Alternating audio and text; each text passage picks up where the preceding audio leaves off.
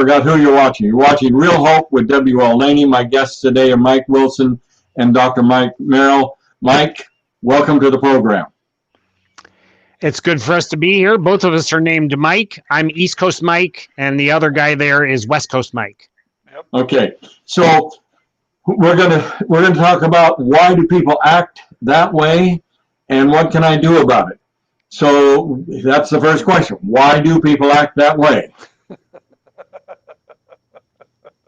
It helps if we have a specific person we're talking about as opposed to all human beings, because the complexity of the way people experience reality in their own lives, their own journey, is unique. Truly, I use that word accurately. It is unique. And the challenge then, when somebody runs into a situation or circumstance that may be momentary, and it may be from decades and decades of experience, that they can't figure out, they can't unravel the tangle. What we do as counselors, as guides, as helpers, advisors, is we have developed a system to be able to describe how a person experiences reality, and then be able to untangle that so they can do something about it. Okay, so go ahead. Everybody has a story. And one of the things that we endeavor to do is to validate that in people's lives and help them understand how that story maybe comes together and how that's impacting them. So we ask two basic questions that have to do with the whole concept here of why people act that way. Is what is this doing to you, and what are you going to do about it? And so in that we find that that sense of where we want to know a story, we want to know the story. And so many people don't even know that when we ask them. Are you suggesting then that my reality and my story are synonymous? The reality that you have is external to you. The journey is your response to that reality. We'll back up a little bit and explain kind of how we understand what is real for each person. We have in the book that we wrote, we have a cover illustration of 4 human heads, which ultimately are facing the same direction, 4 different colors. One of them is yellow, one is red, one is blue, and one is green, and they go in the form of a clock, clockwise. The yellow one represents the complex of perceptions. We think that there are 10 senses of perception. The red one is emotions, which is our response or our reaction to our perceptions, and we teach that there are 5 emotional systems that contain all of the various emotions we feel. The blue head is the complex of motivations, which we take our emotions and our perceptions and we get ready to act. And we teach that there are 5 drivers in the system of motivations. And the green head is behaviors, and there are 2 dominant pathways on which behavior works. And those all become interactive. So when a person begins to act out their feelings through their motivations based on their perceptions actually change. Their emotions can become more intense or less intense. Right. Their motivations can become more rigid or more flexible based on what they're doing or not doing. So the 4 heads are not separate colors totally separated from each other. They're actually interactive. So we drew a picture like a Venn diagram where the interaction between the 4 complexes is a slightly different merged color. And eventually all 4 of those complexes join together in the center in what we call the cinnamon diamond. It's a diamond shape, not exactly straight, not exactly balanced, because no human being is perfectly balanced in their perceptions, their emotions, their motivations, and their behaviors. So what we do is we give people some tools and then help them answer the question, what is this event, whether it's a massive part of how you grew up as a child or somebody cutting you off in traffic, what does the event do to me, and what am I going to do with it? Do I pass it off to the next driver? I cut the next driver off, or I beat my children like I was beaten when I was a kid? Those two questions really become the vital questions. Okay, so the problem that we're issuing or that we're facing and that you're offering a solution to is my daily activity and what's going on in my life and how I react to the people around me. Right. Yes, true, to a degree. You also have memory, so the things that happened to you 45 years ago may be gone, but they also may be a very present part of your reality.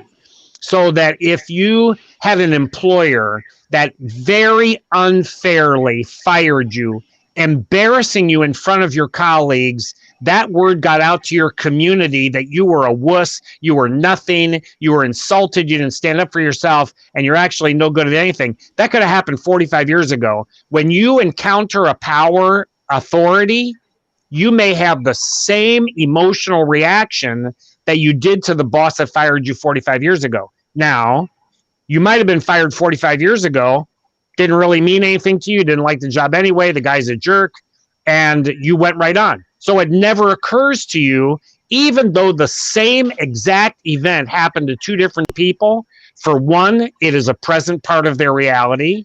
What's it doing to them? What do they do with it?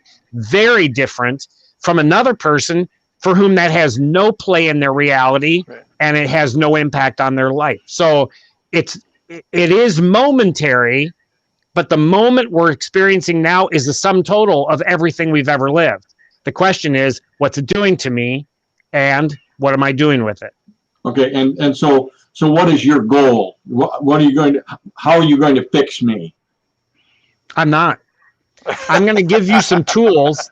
I'm going to give you some tools and some skills, and you can do the fixing. Right. Where you understand you need to be fixed, changed, altered. Some of your life needs to be strengthened, doesn't need to be removed. Other parts need to be reevaluated or reexamined. What we do is we teach a combination of knowledge and skills.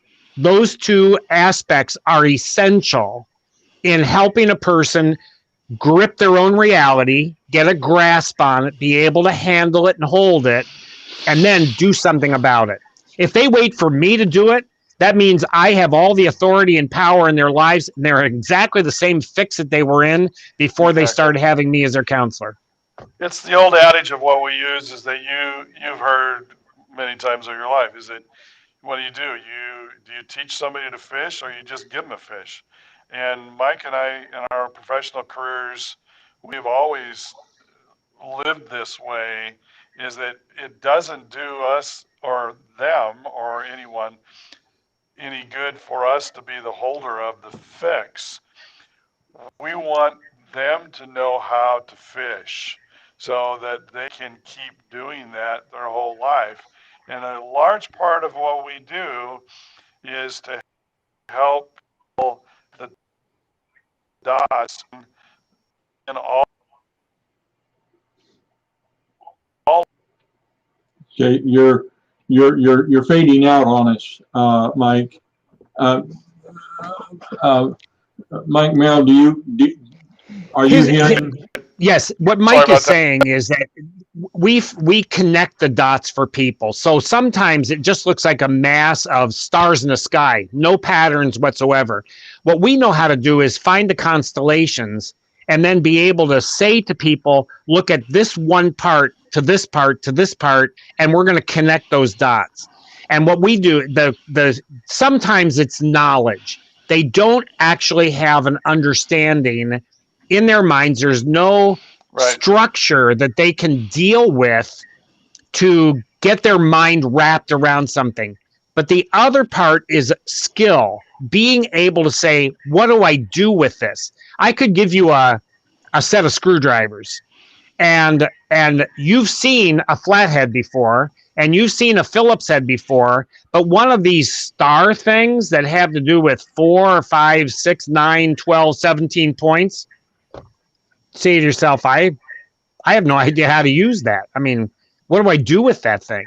So I could provide a skill that you don't know how to use. So it's both knowledge and the skill to be able to use that. Okay, so do you have a program that you offer? Do you bring people into a seminar? Do you have is an online program? How do you offer how do you offer the instruction? We're actually working on that very thing right now.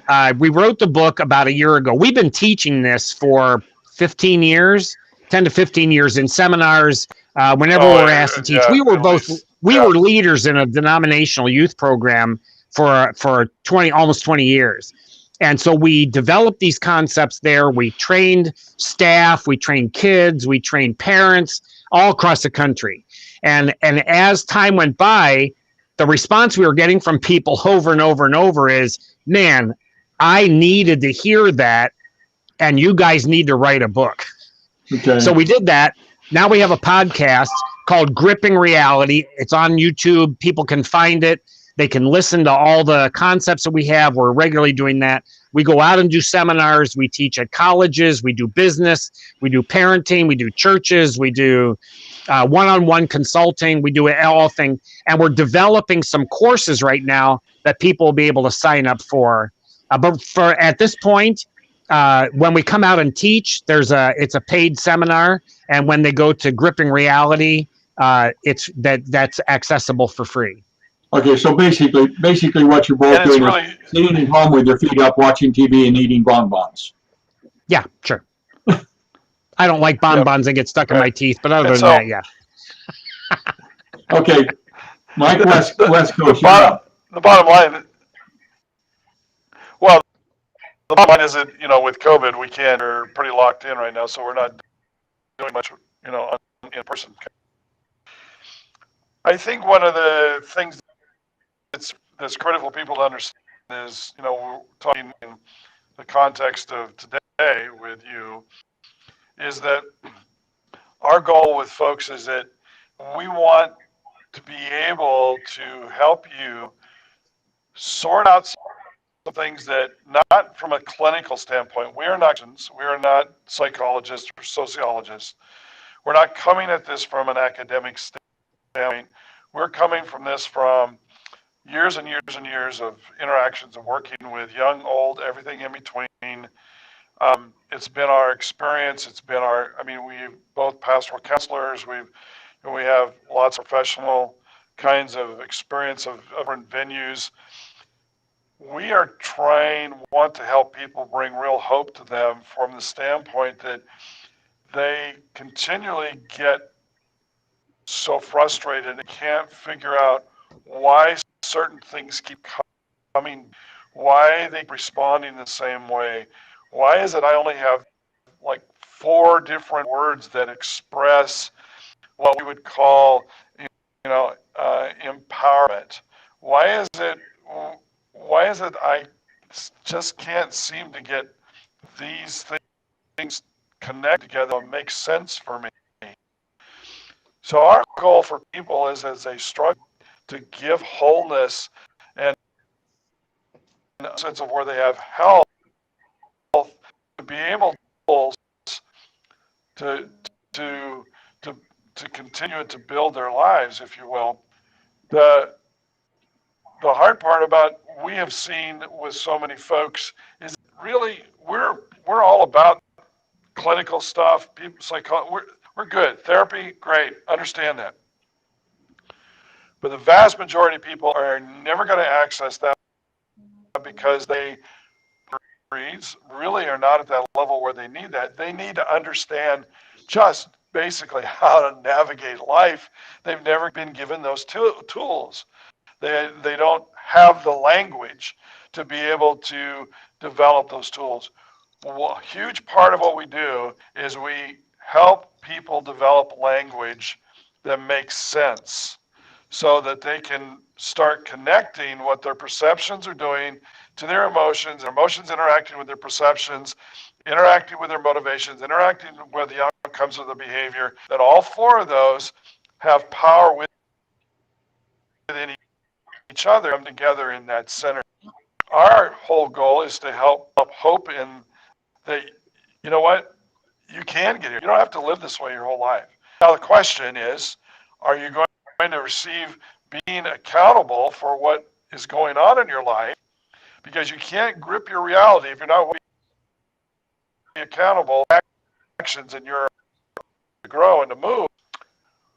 Or are you going to start asking those real questions once you start being accountable for what's going on? Are you going to ask those questions? What is this doing to me? And what am I going to do about it? We can give you the tools on what to do about it, where we believe we have some real ability to help you understand why what's going on is going on in your life so that you can get to that point. So really what we do. Okay, so my life is going to be better in that I'm going to have a better relationship with my wife.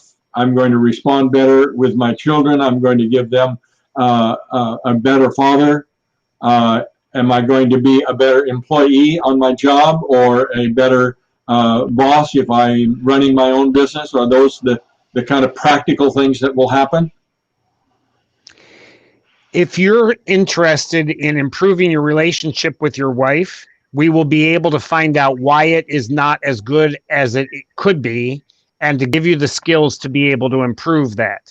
It would not be our place to say you need a better relationship with your wife. But when a person says, my primary life partner and I have spent 30, 40, 50 years together and we're not connecting like we used to, I don't know why. We can help with that.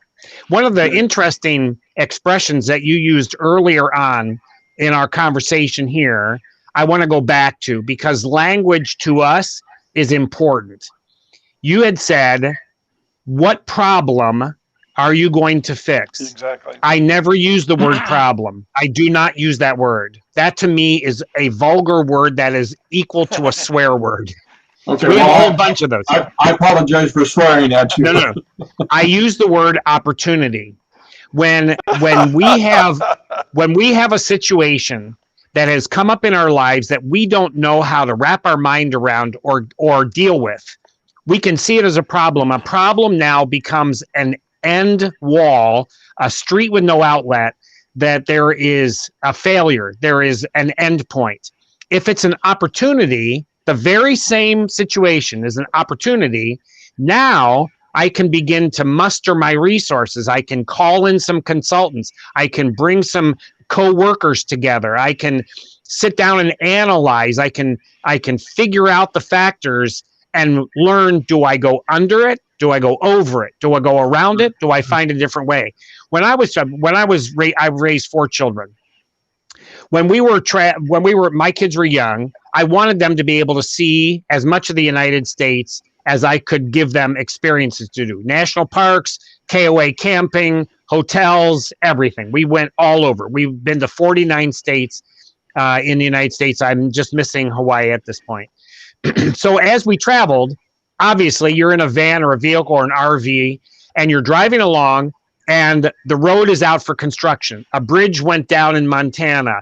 There has been a wildfire in New Mexico and you can't go the road you have, and the map doesn't show any major roads except back up 20 miles, drive all the way up to Utah and go all the way around.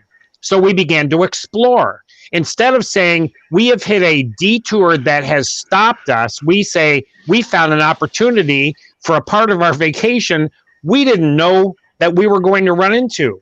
God had a plan that we didn't know. Now we're going to find, what will we discover? We'd be driving along and one of my young children would see a sign for the Jell-O Museum.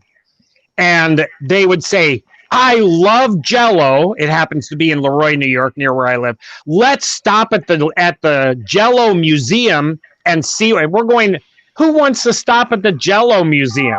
Nobody wanted to stop at the Jell-O Museum except one but that child could talk us into a detour, a problem, an opportunity. What we did was we changed the language that we used. Instead of saying the road has come to an end, we say, wow, we get an opportunity we didn't know. It's called a detour. And then we would drive around and we'd find things that we never had envisioned encountering. That has happened in jobs, with relationships, places I live, opportunities that I've had, stages I've been on. Instead of seeing that as a problem, which to me is defeating, I see it as an opportunity, which for me is liberating. And the word choice becomes extremely important in the nature of hope. We're talking about hope, leaning forward. Where are you going? Hope is never about the past. When I was 17, am I still hoping for my own cheap, battered up car so I could go driving with my friends? I'm not hoping for something when I'm 17. I may be hoping for something next Christmas or in the next 5 years, but that always looks forward. So hope always drives forward. And the question is the language I'm using enabling me to look forward or driving me to look backwards? That to me is important. Right. I think it was Winston Churchill that said the pessimist can see obstacles in every opportunity, and the optimist can see possibilities in every difficulty. Our opportunities in every catastrophe. That's absolutely right. Absolutely right. Okay. All right. So, what do you guys have to say about recovery from the election cycle that we've just been through? That's that's you're laughing, but you guys are the answer. I think that we have had many hours of conversation about life in the last 7-8 months of election and the last COVID 4 years, and, the 8 years Black before Lives that, Matter and all that kind of stuff. the 4 years I before guess, that, again, it comes back. the 8 years before that. To it's the Vietnam War. I know, but we can go on and on. Mike is going back to when he was 17. Yeah. Yeah, I know. I mean, the reality is we see this last election cycle because it's right in our face as the absolute worst thing that's ever happened in American history. This goes back once George Washington stopped being president. Everyone in the country adored him as if he was God himself in the flesh. But from John Adams on, the country has been embroiled in political intrigue, subterfuge, analysis, battlement over and over and over and over and over. It has never stopped happening. Richard Nixon, Ronald Reagan, Ike, and what we do in the Cold War, how we get out of the Depression, how we get past Clinton's infidelities, how we deal with Bush stealing the election from Gore, on and on and on and on. There are people who do not want to recover from the last election cycle. They've already decided, I'm going to carry there were friends of mine, very, very good friends of mine, when Donald Trump was elected, they put on their Facebook page, they took their own face off and they put, "Not my president." And they carried "Not my president" as their banner for the last 4 years. They are leaping over backwards, jumping up and down, thrilled that Donald Trump is no longer, as if that is the most important event in human history. It's not. It's an event. What does it do to you? What are you going to do with that? Okay, it roils me inside. It boils my blood. I am furiously angry, and everybody that I see in my life, I'm going to spit and snarl and poison all over them. Really? And what do they have to do with any of this? Nothing. But I'm so full of poison that I'm going to spew that out everywhere I go. Okay, do you like living that way? Yes. Okay, I'm not going to tell you can't live that way. You want to do that and chew on your own teeth? No problem. You'll be toothless in a year. The reality is if you say this current cycle has gotten into my heart, my mind in a way that I don't like what it's doing to me, now we have something that we can begin to address, and you can have the tools to be able to deal with that. That's to me is where we are right now. Well, we do have a certain amount of person-to-person makeup to do. Too many people have been angry at each other, not at the election, not at the politician, but at each other. And, Correct. And I think that's been detrimental for a lot of people, and we'd like to see some fixes. So people look into the political spectrum, and that fills them with, let's just say, the toxin of anger. They're enraged. They are spitting fire, and that comes into their relationship with their children, their next door neighbor, their spouse. Just pick any person. The issue is now not politics. It is, what has this done to you, and what do you do with it? Now, if you don't like the way you treated your neighbor, and people say, I don't know how to fix the broken relationship with my neighbor, we can talk about, how does a person ask for forgiveness? Not how do you give forgiveness, how do you ask for it? And how do you receive it? Then what is that going to do for you? Well, now we have some actual scenarios that we can talk about, skills, knowledge, and skills, and you can go practice that with your neighbor. Now, if a person says, I don't care if my neighbor ever likes me again, okay, I'm not going to tell you have to like your neighbor. If you don't want to, okay, how about that? I'm okay for you to have toxin and poison and venom in your life. If you don't like that and you want to be able to do something about it, that's what we can work with. Well, it's kind of like the guy that drinks poison hoping that his enemy's going to die. Exactly. That's exactly an illustration that's used all the time. Absolutely. Yes. All right. Well, guys, thanks for being with us on the program today. You've been watching Real Hope with W.L. Laney, my guests Mike Wilson and Dr. Mike Merrill. Thanks for being with us. And remember, with hope, anything is possible.